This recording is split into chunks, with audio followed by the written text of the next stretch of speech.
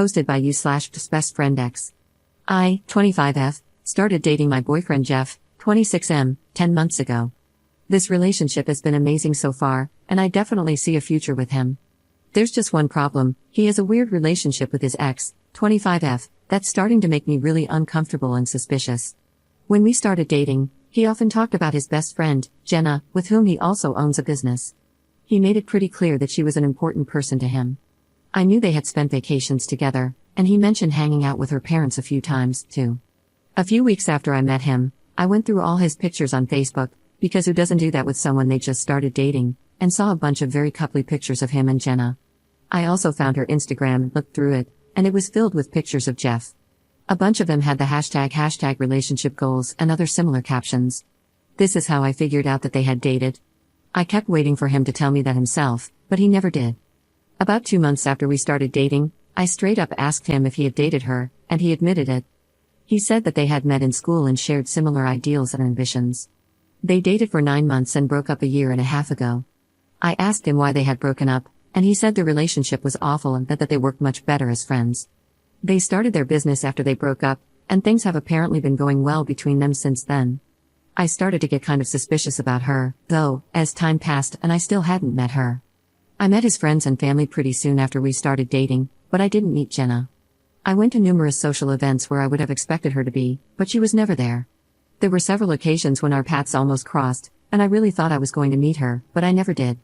For example, I went to their office a few times to meet Jeff after work, and Jenna was already gone. Or sometimes I'd come to meet him, and he'd come outside to meet me so I wouldn't have to go inside. Things started to get really weird about 3 months ago. Jeff and Jenna were having an open house one evening. Jeff came over to my place after work, and we had a few hours to spare before it was time to go, so we went out for dinner and then walked to the office.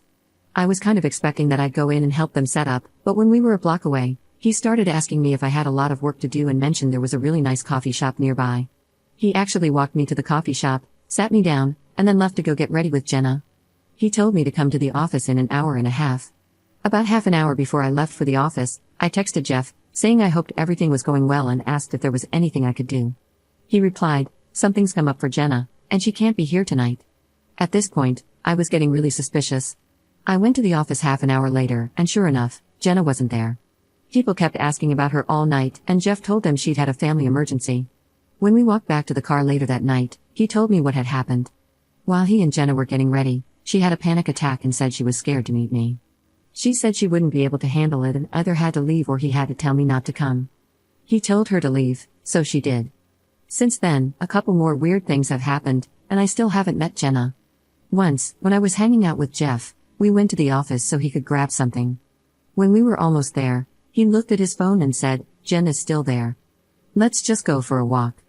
So we walked around the block for half an hour and then came back after she was gone.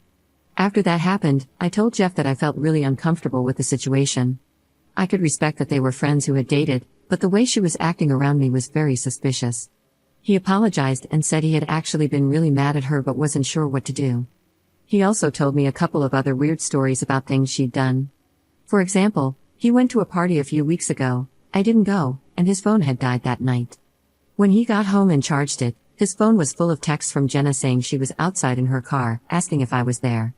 She never even ended up going to the party, simply because she didn't know if I was there or not.